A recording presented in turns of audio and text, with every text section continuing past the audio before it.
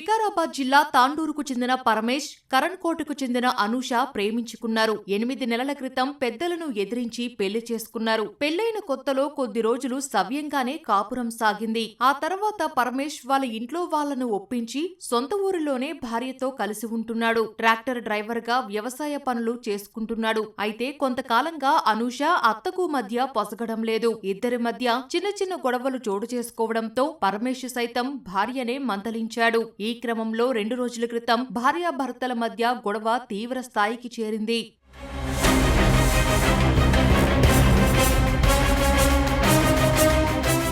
బయట నుంచి బైక్ పై అనూషను తీసుకొచ్చిన పరమేష్ ఇంట్లోకి వెళ్దామని చెప్పినా ఆమె అంగీకరించలేదు. ఇంటి ముందు ఉన్న అరుగు మీదే కూర్చొని భర్తతో వాగ్వాదానికి దిగింది. పట్టరాని కోపంతో పరమేష్ ఆమెపై చెయ్యి చేసుకోవడంతో చుట్టుపక్కల వాళ్లు ఆపే ప్రయత్నం చేశారు. అప్పటికి తన కోపాన్ని తగ్గించుకోకుండా పరమేష్ మరింత రెచ్చిపోయాడు. దగ్గరలోనే ఉన్న రోకలి బండ తీసుకొని భార్య తలపై విచక్షణారహితంగా కొట్టాడు. దీంతో ఆమె అదే అరుగుపై స్పృహ తప్పి పడిపోయింది. దీంతో చుట్టుపక్కల వాళ్లు వచ్చి పరమేష్ ను తిట్టి పక్కకు లాక్కెళ్లారు.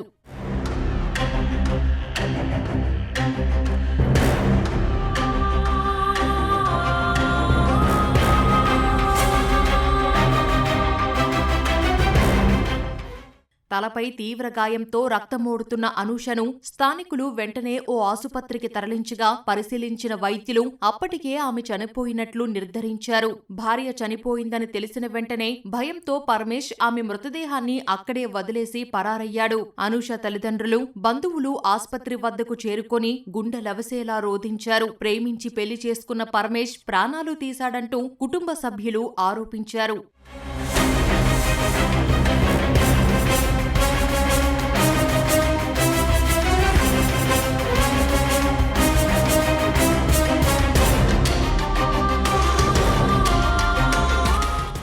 అనూష కుటుంబ సభ్యుల ఫిర్యాదు మేరకు భర్త రమేష్తో పాటు అత్త నాగులమ్మ, మామ మొగులయ్యను సైతం పోలీసులు అదుపులోకి తీసుకున్నారు. తన కూతురు అయినటువంటి అనూషని తన అల్లుడైనటువంటి పరమేష్ తన ఇంటి దగ్గర కొట్టి చనిపోయిందని చెప్పి ఒక ఫిర్యాదు ఇవ్వడం జరిగింది.